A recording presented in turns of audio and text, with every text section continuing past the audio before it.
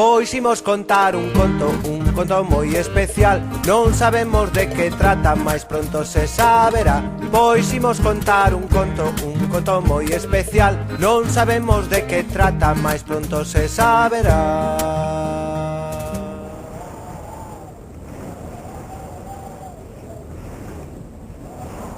Alá, no cabo do mundo, no país onde o vento dá a volta, vivía unha pequena cebra chamada Camila. Como naquel lugar o vento era tan revirado, Camila tiña que andar con moito coidado para non perder as súas vestiduras.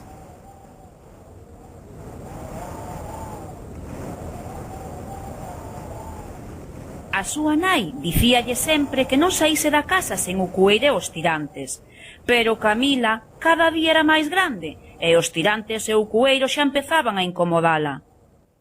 Camila soñaba con deitarse na herba, sin aquelas prendas axustadas. Tamén soñaba co vento a levaba rolos polos campos. Un día, Camila saíu da casa sin atender os consellos da súa nai e... que foi o que pasou? Pois que por arte do reviravento deixou de ser unha cebra listada e convertiuse en algo parecido a unha mula branca con camiseta de raias. Ao verse así, branca e esfarrapada, Camila botouse a chorar. Camila chorou os 7 chorares polas súas raias. Logo quedou pasmada mirando pa unha serpe que estaba a mudar a camisa. Por que choras? Porque o vento bandido me esfarrapou o vestido.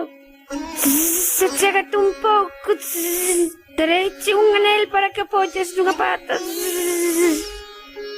Camila seguiu andando cun anel nunha pata e un pouco menos de pena. Chorou 6 bágoas polas raias que lle faltaban.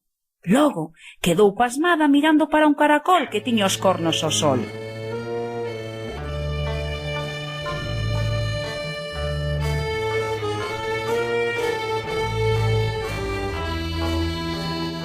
Por que choras?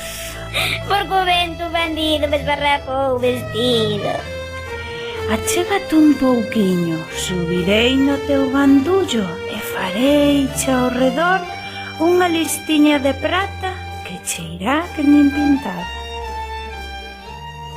Camila seguiu camiñando, cun anel nunha pata, unha listiña de prata e un pouco menos de pena.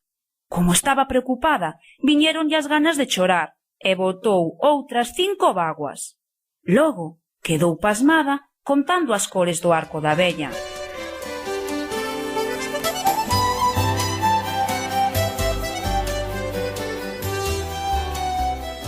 Por que choras?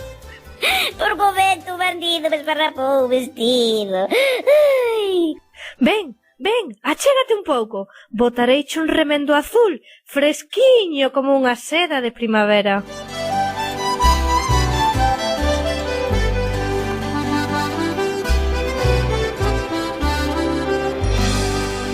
Camila seguiu andando, cun anel nunha pata, unha listiña de prata, un lindo remendo azul e un pouco menos de pena. Pero chorou 4 bágoas máis polas raias que lle faltaban. Logo quedou pasmada mirando para unha araña que estaba a tecer un pano.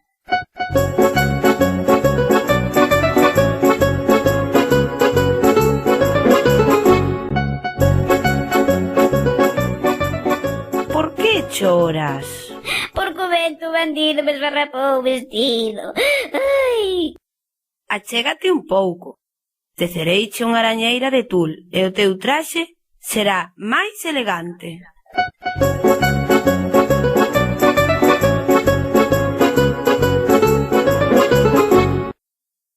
Camila botou a andar de novo, cun anel nunha pata, unha listiña de prata, un lindo remendo azul, unha arañeira de tul e un pouco menos de pena. Pero, aínda así, chorimicou 3 bágoas polas raíñas que lle faltaban. Logo quedou pasmada, escoitando unha chicharra que estaba tocando unha melodía.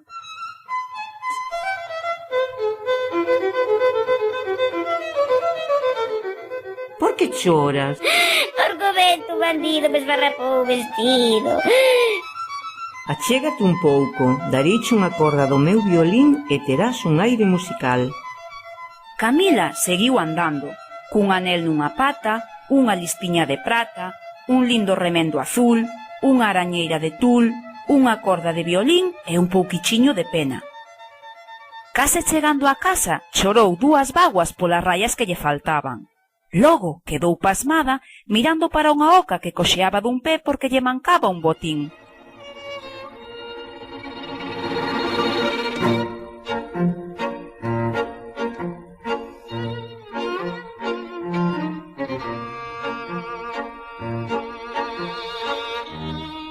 Por que choras?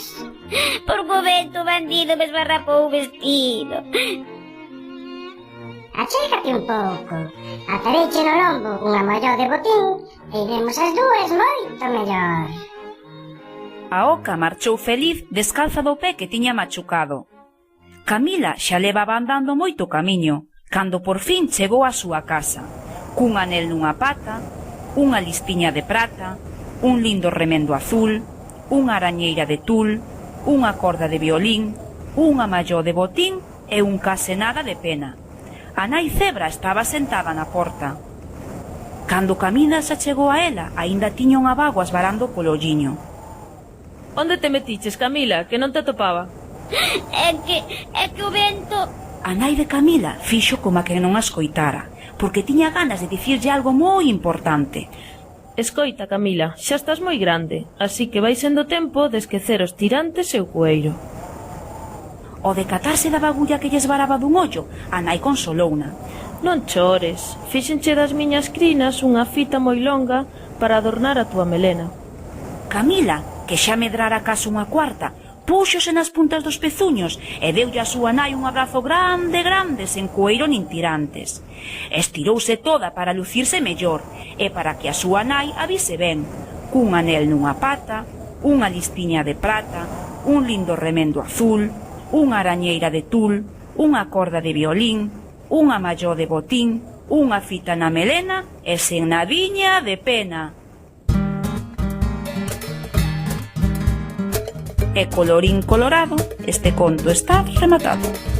Pois imos contar un conto moi especial. Non sabemos de que trata, mais pronto se saberá. Pois imos contar un conto moi especial. Non sabemos de que trata, mais pronto se saberá. Teremos ollos abertos, o cu pegado no chan, coas orellas escoitando, axiña imos comezar. Pois imos contar un conto moi especial. Non sabemos de que trata, mais pronto se saberá. Pois imos contar un conto moi especial. Non sabemos de que trata, mais pronto se saberá. Estaremos moi atentos para poder imaginar o son que fan os paxaros, tamén as ondas do mar. Pois imos contar un conto moi especial. Non sabemos de que trata, mais pronto se saberá. Pois imos contar un conto moi especial. Non sabemos de que trata, mais pronto se saberá. E se gusta moito conto, poderíamos contar un segundo e un terceiro, o cuarto pra rematar. Pois imos contar un conto moi especial. Non sabemos de que trata, mais pronto se saberá. Pois imos contar un conto moi especial. Non sabemos de que trata, mais pronto se saberá. Mais pronto se saberá, mais pronto se saberá.